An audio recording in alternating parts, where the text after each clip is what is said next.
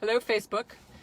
Coming to you from an unidentified parking lot on my way home from Hartford today, where I spent the day. Hoping to get home to do this at home, but missed my traffic window and was too hungry not to stop at the grocery store, so figured while I was stopped I would come speak to you.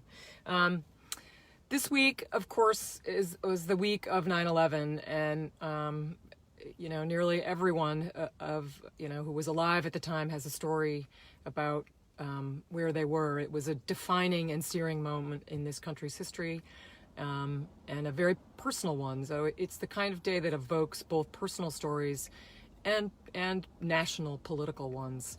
Even my children, who were very young at the time, have stories of what it was like at school when the things sort of shut down for a little while. For me, it was very much infused by the fact that I had recently left the U.S. Attorney's Office, and I had spent the last chunk of my time there doing a lot of narcotics work, particularly money laundering work, and had worked with many agents, FBI agents in particular, for years that I'd grown pretty close to. And a lot of them, after 9/11, got shifted from narcotics to terrorism.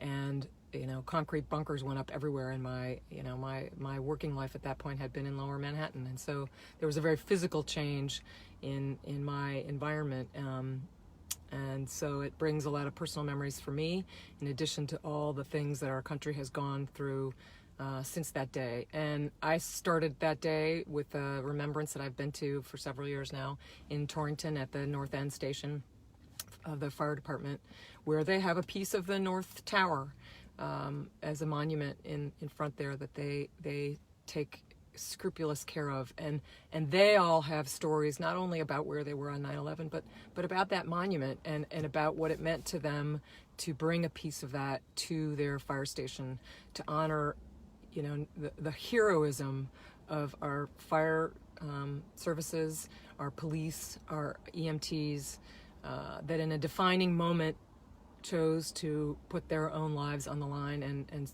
that so many of them lost their lives, and those who survived have suffered much in the aftermath. So it's nice to remember the heroism that moment also stands for, and to remember that we, although them, the fire and police and EMTs are still serving that way. They serve according to that code to this day, and so we owe them all a debt, and we need to make sure we take care of them and their health in particular. So I thank them for sharing that morning with me.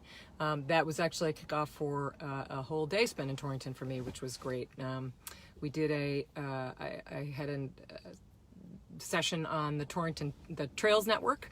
They're working on a lot of trails connecting the Connecticut Greenway, and lots of different organizations are involved in this, and Representative Michelle Cook and I went out and took a sort of tour around the trails nearby so that we could get a sense of what they were like, and try to figure out who's going to use them. Are people going to use them on their work, on their lunch break? Are people going to come out in the weekend? And it's different for different trails, but it goes back to something that I've mentioned a lot recently, which is related to mental and behavioral health, which a lot of, just getting outside and moving around is an important thing for all of our health. And so I applaud all the many people who are working the Trails Network, and so I'm looking forward to hearing more about that.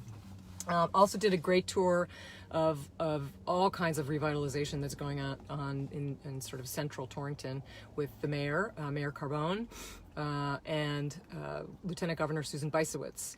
And we toured some real, the anchor tenants of Torrington, the Warner Theater, which is doing incredible things and brings in just a huge number of people through that region every year. Five Points Gallery, which is also has become an anchor tenant in Central Torrington, and really impressive to see what they're doing, including what they're doing at the former UConn campus in Torrington nearby. And also talked to a lot of new business owners, restaurateurs, developers of new housing right in downtown Torrington, who are really committed to turning a lot of empty storefronts around. In particular, I noticed that several of them are new to Torrington.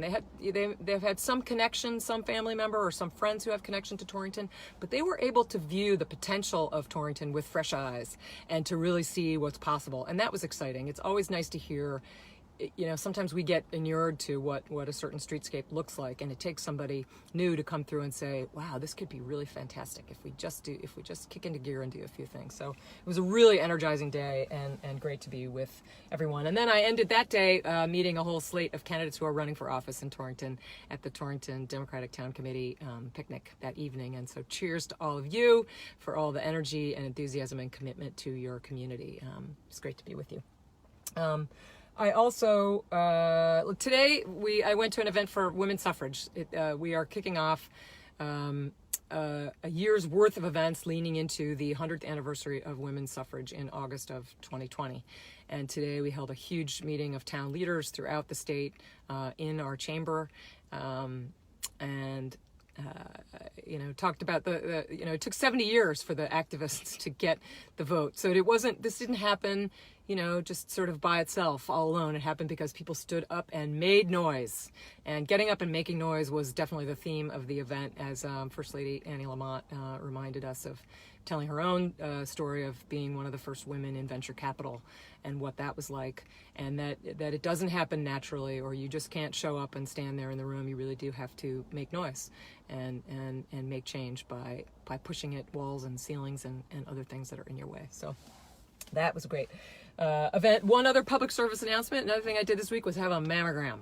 So those of you who need a mammogram, you should make sure to go. And I remind you that we did pass legislation this year with specifically making sure that ultrasounds are covered as well by insurance, as well as traditional mammograms, because there are some women, and I am one of them, who need to have both in order to get a good diagnostic account of a good look at your own health. So get out there and take care of your health. So I'm going to cover upcoming events in a minute, but first of all, I wanted to just point out something about social media. I'll try to restrain myself, but people sometimes just make stuff up on social media, and somebody brought to my attention recently that there's something out there about my voting record, and so I want to show you that I have a 96% voting record, over 96% voting record, and it's not 100% because I missed a handful of votes when I went to my son's graduation. And I made sure that everybody knew that for months or more in advance, that I was going to miss those votes. So I know for a fact that it was scheduled so that I wouldn't miss anything in particular that would be important that I be present for. So I'm sorry to have missed those, but I have a 96% voting record. And so those of you who come across anything else, I appreciate you helping me refute that, because it's kind of ridiculous the way people feel like they can just create stuff. So thanks for that.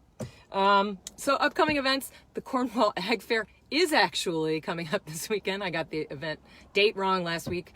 It's Saturday, and looking forward to it. Already have a bunch of people lined up that I want to talk to that are there.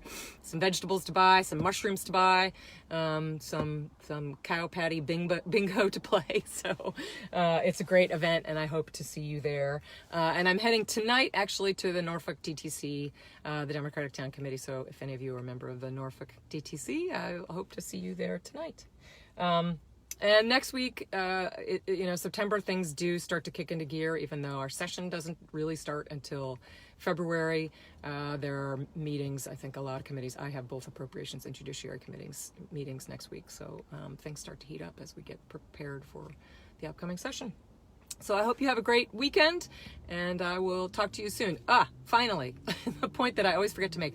If you are not already signed up for my newsletter, please do so. You can do that by going to my website at housedems.ct.gov/horn, because I do a newsletter that's based loosely on this video. It goes out tomorrow. So join me there, and have a great weekend. Thanks. Bye.